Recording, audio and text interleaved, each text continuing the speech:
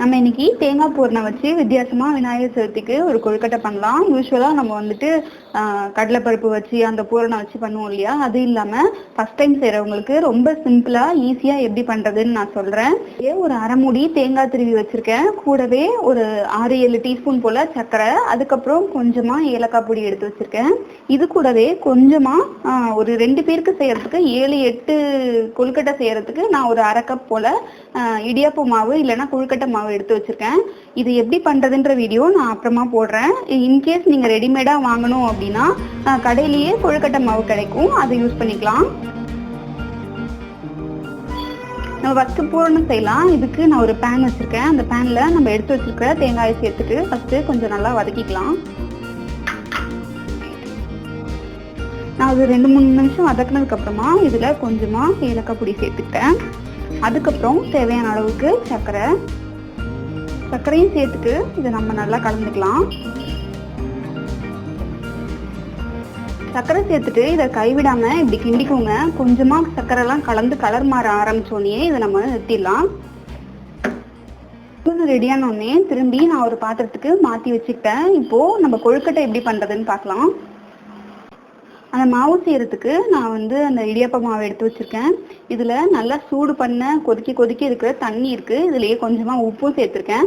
கொஞ்சமா அந்த தண்ணியை சேர்த்துட்டு இதை சப்பாத்தி மாவு பதத்துக்கு நல்லா நம்ம பிசைஞ்சிக்கலாம். நம்ம நல்லா இடியாப்ப மாவு பதத்துக்கு இதை நல்லா கலந்துக்கலாம். கலந்துட்டு ஒரு சின்ன ரவுண்ட் எடுத்துட்டு அதுல எப்படி நம்மளோட கொழுக்கட்டை பண்றதுன்னு நான் சொல்றேன். ஃபர்ஸ்ட் இது மாதிரி சின்னதா ஒரு ரவுண்டு நம்ம எடுத்துக்கலாம். அடுத்து இதை நல்லா ஸ்ப்ரெட் பண்ணிக்கலாம். இப்படி கை வச்சு இப்படி ஸ்ப்ரெட் பண்ணதுக்கு அப்புறமா அதுல நம்மளோட பூரணம் ஒரு ஸ்பூன் எடுத்து வச்சுட்டு இதை கொழுக்கட்டை மாதிரி நல்லா மடிச்சிடலாம்.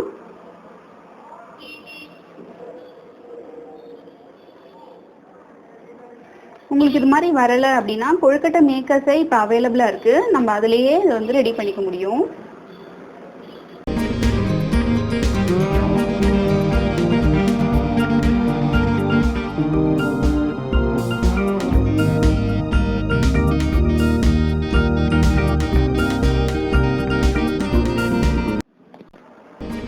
இட்லி பானை வச்சு அதில் கொஞ்சமா எண்ணெயை இப்படி மேலே நல்லா க்ரீஸ் பண்ணிக்கலாம். அப்போ நல்லா ஒட்டாமல் இருக்கும். இதில் நம்ம செஞ்சு வச்சுக்கிற இந்த கொழுக்கட்டையை ஒன்று எடுத்து வச்சுருவோம்.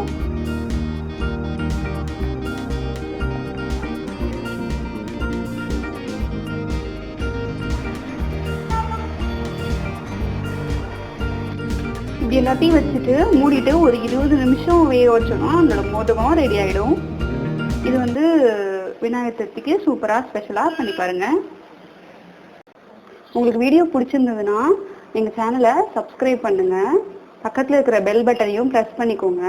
உங்களுக்கு எங்களோட அப்டேட்ஸ் உடனடியாக வரும்.